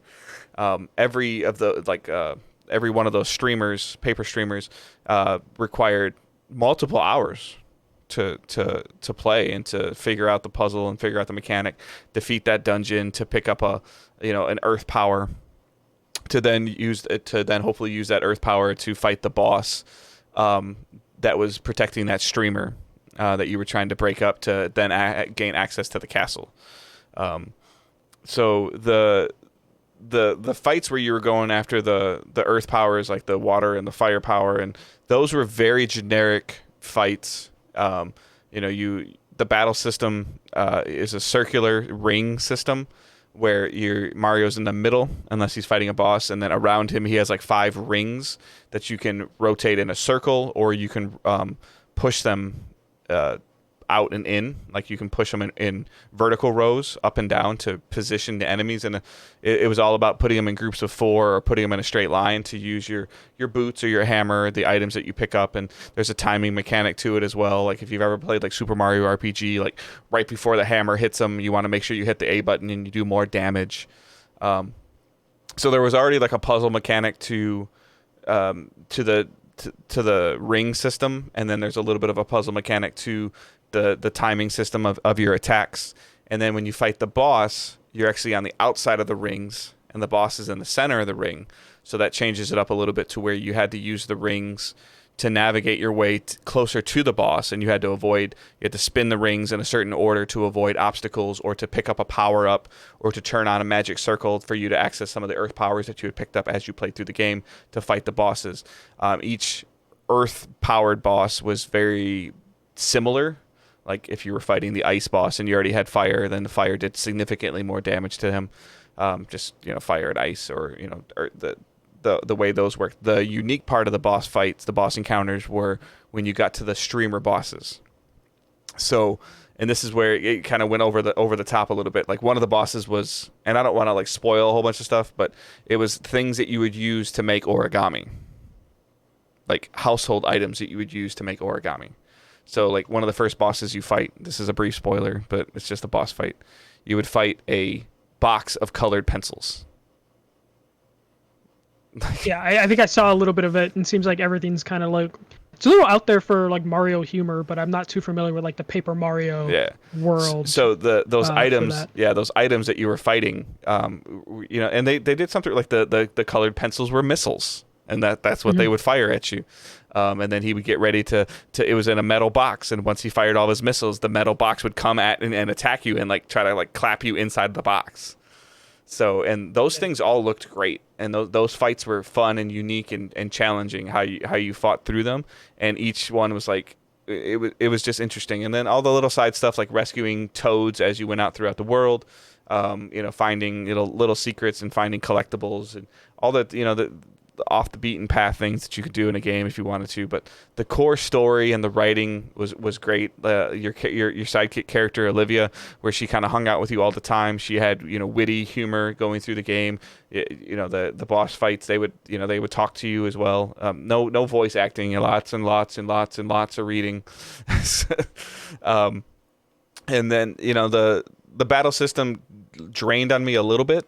As it kept continuing, I started eventually seeing myself almost trying to purposely avoid fights that I could, just because it was like I don't really want to go through this, and some of them weren't like super easy fights all the time. It'd always be like 8 or 12 enemies, and like over time your weapons like your legendary boots or your iron boots or your iron hammer they'd wear out and break, and you'd have to find another one or go fast travel to the shop and buy another one. Um, but just the dynamics between the companions that you have throughout the game, and just how like unique and cool like everything looked while taking advantage of a paper theme, like a thin paper theme to it. Mario's very thin and pliable. The toads you're pulling toads out that are jammed between two walls, and you're pulling them like as a piece of paper and like snapping them out, and they get flung across the room and hit the wall, or they're still stuck in a folded state and you have to beat them with your hammer to get them flattened out. um, just finding all that stuff and little small little fetch quest missions like that kind of get annoying, but at the same time are fun and funny because they don't take it too seriously. It's not you're like there was a mission where you're shooting at paper airplanes that are being flung at you in a fighter style mission. You're trying to navigate a boat in like Wind Waker style, and like just it was fun and witty, and it just hooked and engaged me to where I just wanted to continue playing and keep playing. Like, oh, I just want to get to this. I just want to beat this streamer. Like, oh, this boss probably would be really easy. And then, oh, I'm so close to this Earth power boss is easy. I beat him. So the streamer boss can't be that far away. And then you go into this other room and you're like, holy crap! Like this is a whole nother dungeon. Like, and it's just surprised when you look at the core world and you get to where you are. You're surprised, and then you turn the corner and you open up something else. You're like, what the heck? And just the broadness of the world was a little bit overwhelming at first, but then when I look back after I completed the game, it was fun and engaging and good to play. The fighting, like I said, got a little bland, but the really good written story, very humorous at times, just unique villains like the boss, the Origami King, Ollie, very unique, and he wasn't in your face all the time. He only showed up at certain times, so I think that worked out really well. um, Again, I was just amazed by the depth and the uniqueness of the world. And again, for built around paper, like the game just looks great. I haven't played a ton of games on my Switch, so I confetti going everywhere. There's like a confetti mechanic where you can fill holes in by kicking up confetti that you get from fighting. So you're throwing, there's all these particles on the screen, and even like when they were showing like the little cutscenes or the boss fights of things that were going on, everything ran well and looked good. And I played a lot of it in handheld mode. So like just getting the planetary powers was very basic, but then fighting the bosses and learning the weaknesses of the boss, and being able to equivalate those weaknesses to what you have in your arsenal, and then timing it and lining it up correctly. It was super rewarding when you did it correctly. Like there's no greater feeling than lining up something correctly and watching a boss's health go from 75% to 0. Like that's like super satisfying in terms of like just watching the hit powers go down and down and down and down. And then just the depth of the collectibles, like walking off the stage a little bit and like sliding Mario through a thin piece of wall that you normally wouldn't be able to get to if it wasn't a Paper Mario type game. And then there being a collectible in there or another item in there or a toad in there that you were looking for. Just all great. So I truly, truly enjoyed this game. It's been a long time since I got that hooked into a Mario game. And because I helped Owen play Mario Odyssey, and like that didn't grab me as much as this one did, and I didn't expect this one to grab me as much as it did. It's totally like a 4.5 out of 5. It's one of the it's up there for me with Last of Us 2 for great game that I played this year, and I've beaten 2 games in like 2 months. That's pretty good for you. Usually, you kind of let games fall to the wayside after a little bit if it doesn't like engage you fully. That's good to hear that like Paper Mario was able to get you and like hook you. Yeah, which I was like, especially on the Switch. Yeah, I was super surprised about. It's got me looking at some of the older Paper Mario games, but the Switch isn't backwards compatible. So, and I don't think they've ported any of them to there. And it's fun to play a game that it didn't matter if like 2 or 3 times last week on vacation, Owen kind of climbed up on the chair with me or in bed when I was playing in bed, and he would lay down and watch me play for a little bit, and he'd try to tell me what to do because he's seen YouTube videos and stuff on it, and then 20 minutes later, he's passed out asleep because he was watching Dad play the game, and he fell asleep because it was like 9:30 at night, and he'd been sunburned and swimming all day. So it was really good to see him. So I think 4.5 because it's a 5-point scale. So yeah, it's a 4.5 out of 5. 4.5 stars out of 5 stars. So. Anything else? Not really. I started Neversong, which is a game that we were sent. It's a side-scrolling puzzle game that hits you right off the bat with a quote of this game has traumatic things that happen in it, and and it's not afraid to show that to you. And it says there's traumatic activities that happen in this game, and you're not alone. If you need help, please ask. So it's definitely like a mental health style game. And I'm still trying to figure it out. I'm about an hour in and trying to get a good grasp on the gameplay mechanic of it seems to be a very basic game, side scroller that you're walking left or walking right and looking at puzzles. I just picked like early on I picked up like a bat, and you can break things and open things up, and it looks to use a little bit of music, pianos, and just overall music in general.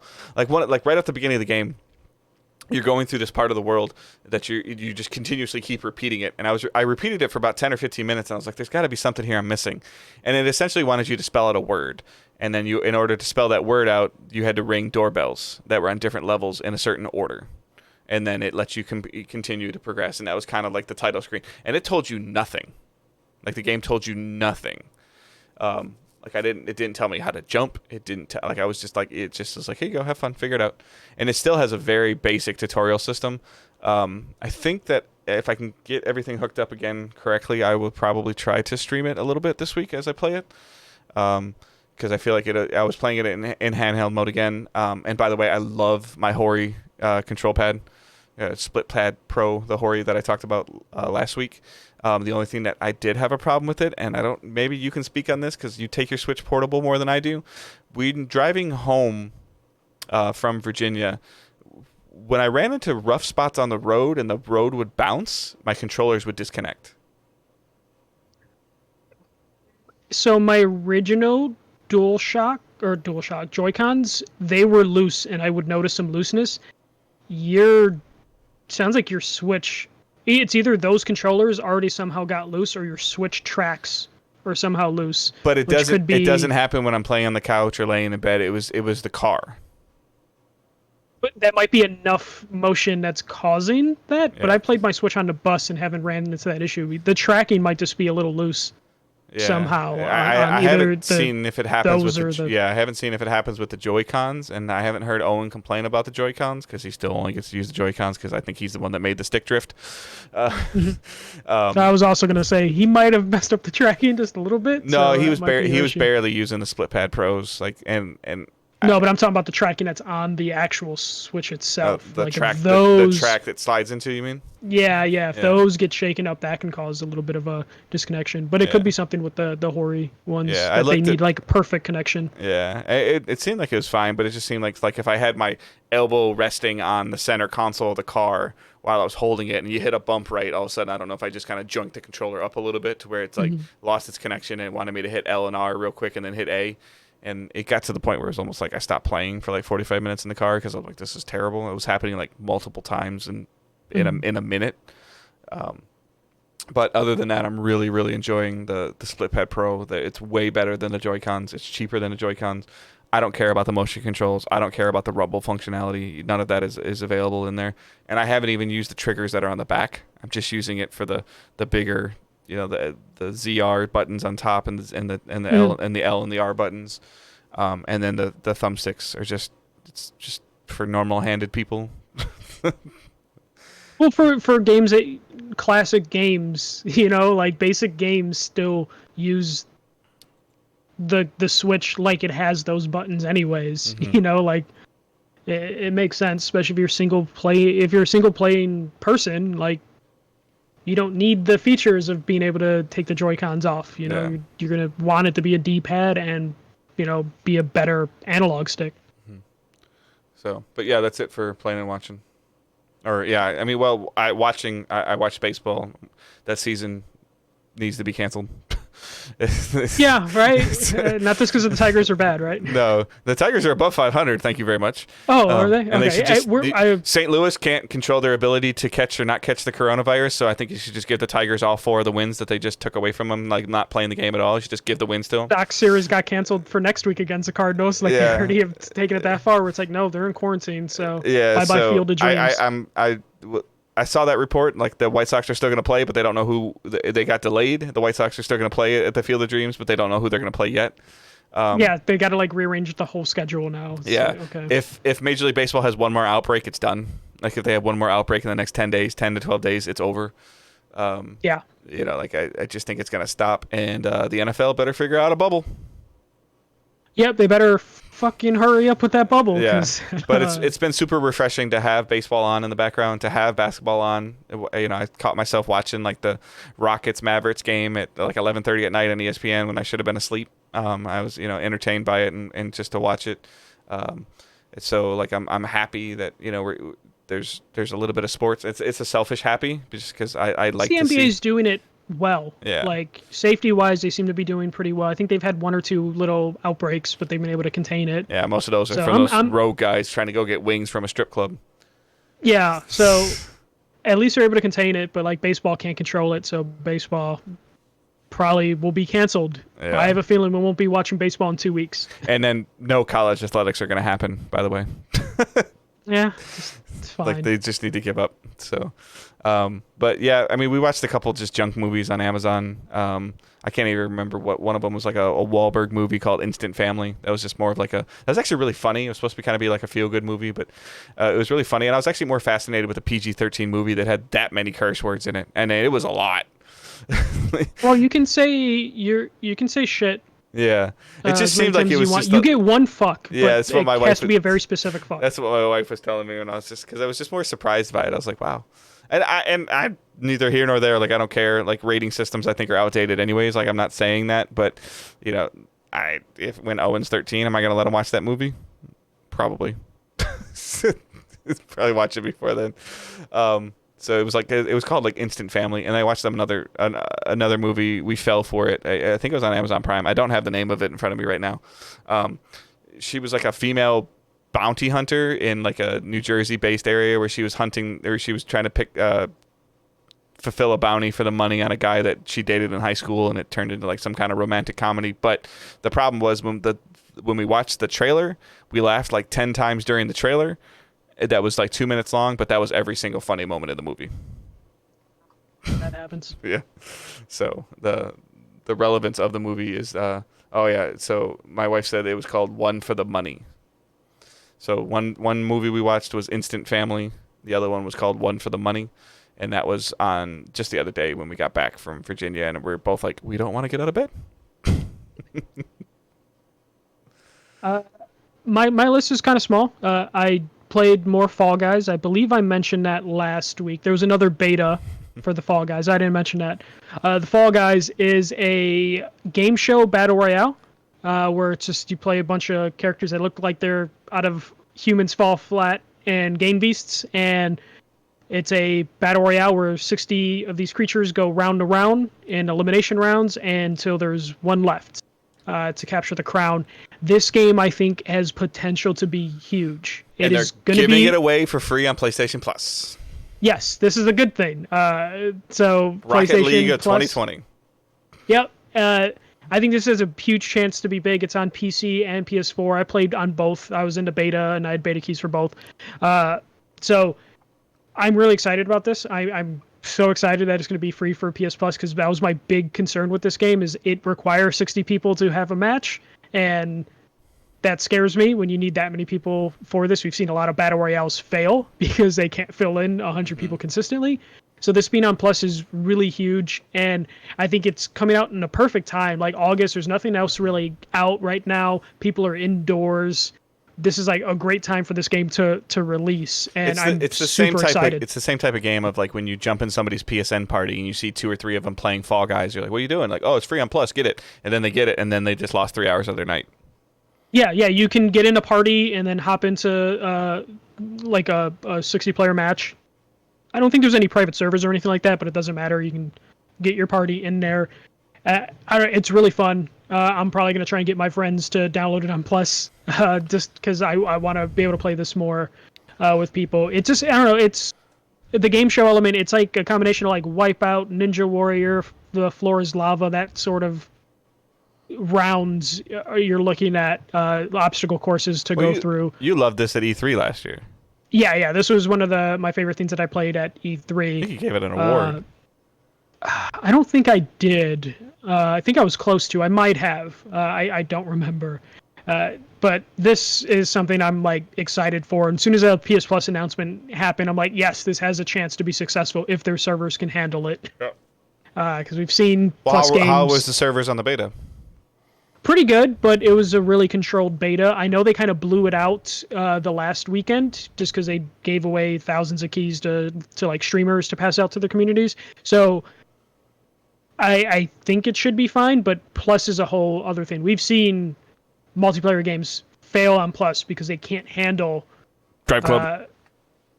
Drive Club. No, I'm thinking of like Disc Jam was one of those ones that they couldn't handle the server capacity the first couple days, and it took it a couple weeks to figure it out. And by then, most people moved on. Yep, it was done. So. Rocket League is like the only one that I can think of that was successful, like on day one server-wise. But even they had a rough patch. Mm-hmm. So played a lot of that. I hopped into Grounded. I didn't get to do the multiplayer because I played it when it first came out, like the first couple hours it was available. This is the like survival game from Obsidian, where it's basically Honey, I Shrunk the Kids. So the single player stuff is pretty lackluster. It's in early access, so they're going to add more.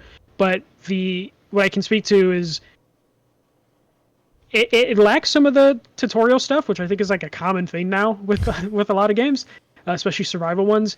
But overall, like the world that they built is really fun to just mess around with. The bugs are scary as hell to fight, though they do have a mode to where you can turn spiders, if you have arachnophobia, into like little blob creatures, so you're less scared, which I thought was hilarious. But the single player campaign, the like 2-3 hours that I played, was just basic stuff of you just trying to figure out what happened to you or who did this to you, and discovering like little stations hidden around this backyard that you're shrunk down on, like little tiny stations that looks like there was some sort of science experience happening, which you happen to stumble on, and that's why you were shrunk down. But the mechanics are pretty okay. I had the thing where I was having fun, or things look cool, and I wanted to do them, but the actual act of gathering resources was kind of boring and mundane for me, because that's just how survival games are. It's more fun with friends too. Yeah, which I'm hoping to hop in with some multiplayer. I basically had to explain what Game Pass was to one of my friends who was thinking of getting Game Pass on Xbox. Boy. Where no, he was like, Game Pass is like $10 or $15. I'm like, dude, you have a gaming PC? He's like, yeah. I'm like, Game Pass is $5. And he's like, oh shit. And he bought Game Pass, so we're probably gonna play Grounded later this week. Well, do you Uh, know, can PC play with console? yes, you can do that. Okay. But it was just one of those things where my friend didn't even know PC Game Pass existed, and was gonna pay the extra money to play this game when he didn't have to. The game was a little bit buggy for me. I actually had to drop the game down to like medium settings because it was having issues with my computer, which I can run way better looking games on high. Yeah, but I don't Ultimate. think Grounded looks like a heavily intrusive, but it could be beta. They could be cleaning the stuff up. So Yeah, but that was one thing I noticed, that like my 1060 was chugging, and I'm just like, no, I can play Ultimate still. Don't take this away from me yet, or Ultra. Yeah. Don't do this to me, games. No, it's definitely something so I want to check fix out. that. I need to remember to download it. And then let me just do a quick review for Atomicrops. I talked a little bit about this last week. This is a farming / survival / shoot 'em up bullet hell hybrid sort of game. The basic story with this one is basic story, like there's an opening cutscene and then you're just in the world. You inherit a farm and a nuclear bomb suddenly goes off, and now you're trying to survive the nuclear apocalypse and farm, food to survive. So the gameplay loop breaks down into like a day-night cycle with very limited time, where you spend the morning in like a marketplace hub where you can upgrade your equipment, and then in the morning / afternoon you're on the farm farming, and you have some enemies to deal with as you're farming, and you tend to your crops that you have, or you can explore the outer edges of your farm and the larger world to gather more resources and run into more enemies, because you're given very limited stuff to grow at the beginning, so you kind of just have to explore the world so you can get seeds so you can continue to farm and then upgrade stuff through like little battles that you come across throughout the world. The enemy types they're basically just it turns into like a bullet hell shoot 'em up. Basically, most enemies just send like little orbs and fire like their guns at you while you're farming, and the actual act of farming is kind of tedious, a little time consuming, but the whole point of the game is to just kind of grind and find different upgrades along the way to make your farming life easier so you can get a better crop and then take it back to the hub to do more upgrades or like more fulfilled upgrades. There's several currency systems that you're working with that you're going through, but unfortunately the game doesn't do a good job at explaining all of these elements to it. You kind of just stumble through it, but the core gameplay mechanics are fun enough that once I fell into a rhythm and knew the mechanics fully, I was able to like fully enjoy this game. You only have one life bar, and you're going through the entire game with that one life bar, which can be a little bit frustrating. So you will die several times before you like figure out the mechanics fully. You do have a gun to defend yourself against enemies, but all the guns are different. It's a roguelike, so what guns are available to you at first or upgraded guns is always going to be different. You have just like a standard pistol to defend yourself and your crops. So you're just going through that balance until you find like the most optimal way to get through a level in order for you to progress through the seasons, which aren't very long. It's like a couple days per season, and each day doesn't last too long.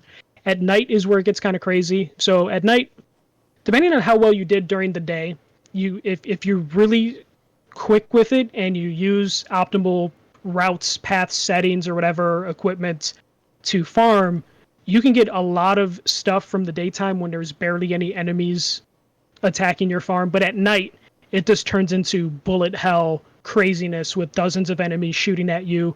The third night, there's always a boss. So you can still farm during that craziness, though it's not recommended. But if you're really trying to get the most out of your crops and your seeds, then you're going to want to farm during nights. But there's a higher chance that you're going to lose lives, and because you only have one life bar, there could be some frustration there. So this game turns into a thing where it's just about dying a lot because it's a roguelike, but just finding the optimal ways to get through this game and get through the seasons. I spent several hours before I got through the first year, and I, would die, really early in the year, and then barely scrape by into like the second and third year with my life. And it's a roguelike, so you have to get used to the frustration that when you die, you're going to lose everything, which I'm fine with. But that can be frustrating for some people. I will say I wish there was a better tutorial, because I feel like I banged my head against things a little too much early on, that if they could have just explained all the different like currencies that I'm working with, because you earn cashews for your crops that you can use to buy more seeds or some better equipment, but then there's also like a roses you can grow that are then used for currency that you can use to flirt with other people on the farm to give you better equipment, or you can use it to regain health. And it's just a little annoying, because I would sometimes spend stuff without knowing about other elements, and then it wasn't until like my third or fourth run and I'm like, okay, I know how to spend these things. And that's some early frustration that could have been saved by just explaining to me all the different currencies that I'm working with. And then the shooting, it's kind of basic. It's really simple, the shooting. It's almost twin stick esque or light, but the guns all have different flaws, which are annoying, different ways, and that could be a little bit annoying. That's one of those things where it's just eventually you will find the gun types that you enjoy and you're good with, and you stick with that. And then when you get a run where you don't start out with that upgrade, you get kind of frustrated and you almost want to hit restart on your run, because you know what weapons you can get that will lead to an easier time for you to get through like this run. So it's constantly just like making do with what you're given. But so many of the guns are garbage in this game. It can be a little bothersome when you get like consistently terrible guns or weapons at your disposal. But overall, I think this is it's a good game. It's a fun game. It just requires a little bit of work in order for you to find that like enjoyment level with it. It was one of those games that early on I was a little bit frustrated. I think the first time I played it, I put like an hour into it. I'm just like, oh, let me put this away. But like the second or third session, time just kind of went away. Where I pick up the controller, and then like 4 hours later, I'm like, shit, I just played 4 hours, and I didn't get that far in the game, but I just kept restarting. Like I figured something else out, die, realize something else, and then just keep that loop going, and time just got lost. Those so are I enjoy always it. good indicators when you just lose yourself in a game. Like that's always a good indicator of enjoyment. Yeah. So this was a game I do like. There is some issues though. There are, even though it's like a very pixelated, simple art style. It does have some performance issues on a PS4, which is a little frustrating. Like some frame rate issues when stuff gets crazy and like bosses there. I think the tutorials could have been better. The shooting could have been a little tighter. There's some early frustrations that I feel like could have been avoided. But overall, I did have fun with the game. So that's why I'm going to go with a 3 out of 5. I think it's good. It's not going to be for everybody. Roguelikes are just like that. It's either going to be a roguelike that draws you in. This one, I had to work a little bit to get it to the point where it drew me in, but once it got its hooks in me, I just kept playing and playing and playing. There's just little things that they could have tweaked to potentially have made it a more enjoyable experience. Awesome. But overall, pretty good. That's it for games for me. I've been watching a lot of anime. Me and Sarah are just going through random animes. So I watch Erased, which I will happily put in my top 10 animes. Spoiler alert, I've seen about 10 animes. So it's still a good anime. 9.5. It's probably going to be like in the 5 to 8 rank of my top 10 animes. I really liked it. I also like making lists. And then I just finished The Promised Neverland with her, and that's also one of those animes that It'll probably be like number 11 in my top 10 list. But it's a really good one. And if anyone has any recommendations for animes, me and Sarah are looking specifically for animes that only last 1 to 2 seasons and are in like the mystery crime genre or supernatural. We don't really like over the top My Hero animes or anything like that. We like either slice of life animes or mystery crime animes. So if anyone has suggestions, please send them my way. All right. I vote we skip questions. We have one of our longer episodes already, so. Yeah, we can save the questions for Yeah, next week. so- There's nothing on here that's specific to time. Yeah, so thank you guys for sending the questions in. Please send more. You can send non-gaming related questions. We actually have a couple of those, but please, send questions and send more of them as you go. And so social media stuff, just in general, like our main Twitter is at Digital Days Pod. Michael's is at the first MJC. Mine is at Good Dave Hunt. All those will be linked in the show notes, along with the Facebook group and the Discord channel. And then the last two things are our Patreon, patreon.com/digitaldaysgaming, where there's multiple tiers, $1 tip jar, $3 Discord access to a private channel, $5 gets you 24-hour early access to the numbered episodes, and $7 gets you a bonus episode, which we need to record for August because it's August now. Yep, we'll probably record that later this week. Yeah, there's 3 other episodes that are already there. So once you become a $7 supporter, you get access to all of the bonus content, along with the 24-hour early access, along with the Discord channel, or the Discord server. And then there's also just a direct PayPal link. Again, for both of those, they're just multiple ways for you guys to show support. They are not required. They are greatly appreciated if you can do them, but please do not do them if you cannot financially afford to do them. That's not what this is about. It's just a way for you guys to show financial support for what we're trying to do, trying to accomplish, and trying to grow. So with that said, we are running a little long in the tooth for our standard that we've set for time frame. So I hope everyone has a great week, and we'll talk to you guys later. Don't be a dick. See ya.